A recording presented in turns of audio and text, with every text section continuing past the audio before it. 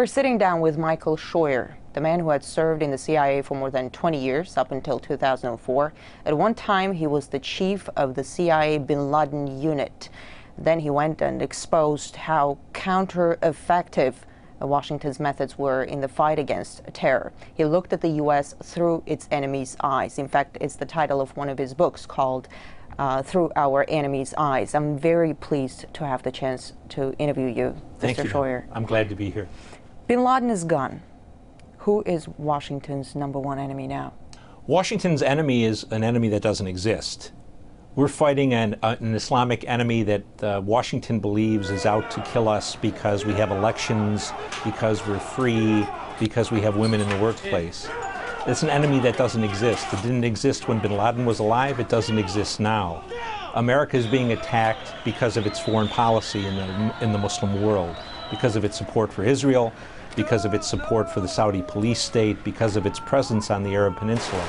And until we accept that, until Americans can say to each other, whether you support aid to Israel or not, our relationship with Israel is causing this war, we are not going to be able to defeat this enemy. And Israel itself as a country is not the problem. The real problem is the leaders of the Jewish American community in the United States who influence and corrupt our Congress to support Israel when we have no interest there. You imply that the Israeli lobby is dragging the United States into the wars, into the conflicts? They're absolutely dragging us in. Iraq was a war that was proffered or was called for mainly. Then let me ask you this. Yeah. The situation in the region, in the wake of all these revolutions in the Middle East and North Africa, yes, you can pretty much describe it as turmoil. Turmoil is no good for Israel. Isn't there a contradiction to what you're saying? Well, the American political establishment is caught between two things. They're extremely pro-Israel, and they're almost Marxist in their belief that democracy and the spread of democracy is inevitable in all places, in all peoples, at all times. And so they need to protect the Israelis, but they can't say what is a reality. For example, there is not going to be a democracy in Tunisia, or Libya or Egypt that in any way resembles democracy in the West. And yet what they've done is create anarchy. They've created a situation where the only beneficiaries are the Islamists. The guns that have flown out of Egypt, out of Tunisia, out of Libya to the Islamists have been enormous in their volume. And the prisons that were opened in Egypt, Tunisia, and Libya have reinforced the Islamist groups across the world. So their mindless pursuit of secular democracy, at the end of the day, endangers the stability of the region and probably the whole world. Are you saying we're going to see further radicalization of the region? Oh, especially in Africa. Yes, ma'am. The guns that are flowing out of the three places where there were Arab Spring revolts are going to cause problems in Somalia, across North Africa, and in Nigeria. Let's talk about Syria. Yes. Syria says the earth will start shaking if anyone intervenes in their internal affairs. How badly does the U.S. Is the U.S. trying to interfere? Oh, I think we're interfering unconscionably. Until they removed the U.S. ambassador, he was running around the country trying to encourage groups to overthrow the Syrian government.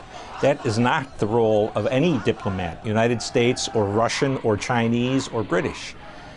We have really very cold-bloodedly urged Syrians to get out on the street, knowing that they're going to get shot down by their government. Again, Syria is a country where there is no U.S. interest. Since I was a little boy, we've been afraid of the Syrians, and if you look at the map, it's hard to imagine that little blot of country called Syria could be a threat to the United States. The CIA has reportedly worked with the Syrian opposition for years. Well, I'm not sure we worked with the Syrian opposition. We've certainly worked with the Syrian WikiLeaks government. Cables, well, I haven't. Yeah. Well, then, if it's there, it's there. But our relationship with the Syrians is really a relatively unimportant one. But again, it's another very good example of the dichotomy in the thinking of American leaders.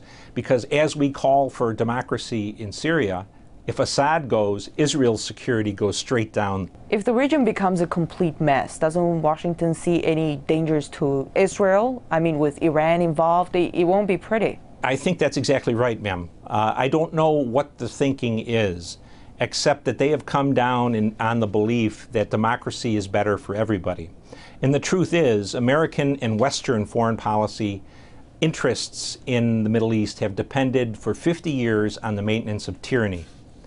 Tyranny that gave us access to oil, tyranny that protected Israel, and in the last 20 years, tyrannies that persecuted Islamists to protect us. All of that is going by the wayside.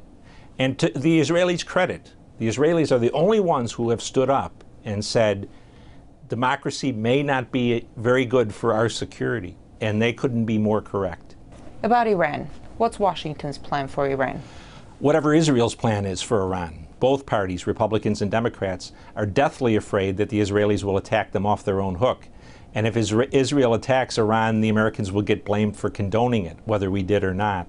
So I think what we're seeing is a slow, almost inexorable advance toward some kind of a conflict with Iran. What do you make of these recent accusations that the Iranian government was trying to kill the Saudi ambassador in Washington? I'm not in a position to know whether or not the information was accurate. But when I was a young intelligence officer, I worked against Iran and Lebanese Hezbollah. And I can tell you, in the 90s, they were meticulous in covering their tracks and only using as agents of terrorism their own people. The plot that was described by the Attorney General of the United States is a comic opera.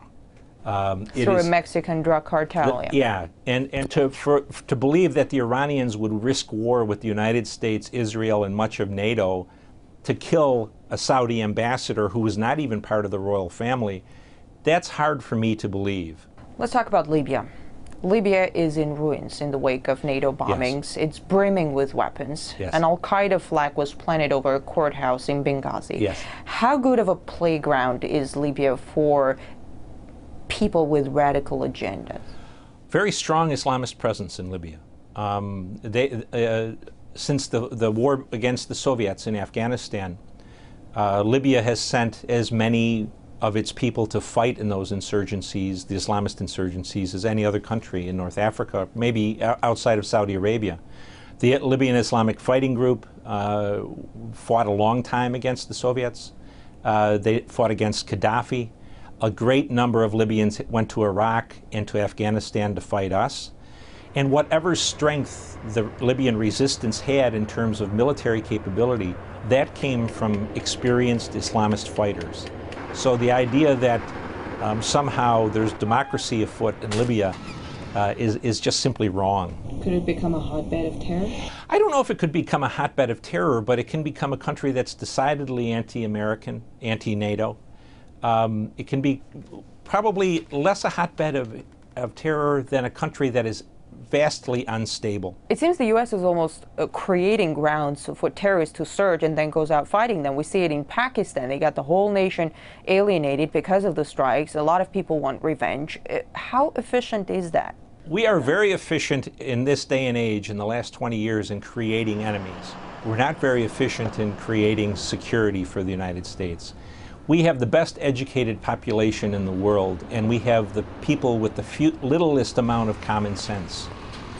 How many times have we heard Mr. Clinton, Mr. Bush, Mr. Obama say, this has nothing to do with religion, this is not a religious war, this is a bunch of people who are just madmen.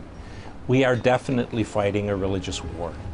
And until we come to realize that, we are never going to be able to defeat it. In fact, we're encouraging the growth of a new generation of people who are going to fight us. The U.S. is pulling its troops out of Iraq, but at the same time, it's boosting its military presence in the Persian Gulf. More ground troops are planned to be deployed. New drone bases are being built. What do you make of such expansion? It just demonstrates again the ignorance of the United States government in terms of its political leadership about what our problem is in the Muslim world. The key point of formation for al-Qaeda was the presence of U.S. military forces on the Arabian Peninsula. 15 years after they declared war on us, we're now going to take people out of Iraq and put them in Kuwait and Bahrain and Saudi Arabia, reinforcing our presence on the Arab Peninsula. Only going to cause us more foes and more enemies in the Islamic world. It's a contradiction. It's a lack of common sense. Let me ask you this: if the U.S. pulls out of everywhere, yes, Is it going to be the end of terrorism? It certainly would deny the terrorists the glue of unity that keeps them focused on the United States. If we weren't the main enemy, they would be attacking Israel, they would be attacking the Saudis, they would be attacking the Moroccans. The war would be being... And would you say let them attack the Israelis and the Saudis? Let them go. Sometimes they say the Chinese will come in. I said, let the Chinese deal with these people for the next 50 years. We've had enough of it. But I think the point is the Americans can't get out. We're dependent on the Saudis to maintain our interests in the world oil market, and the Saudis buy, next to the Chinese, more of our debt than anyone else. So as long as we're side by side with the Saudis and with the Israelis, we're stuck in the Middle East, and America will continue to bleed. Dr. Scheuer, thanks for the interview. Yes, ma'am.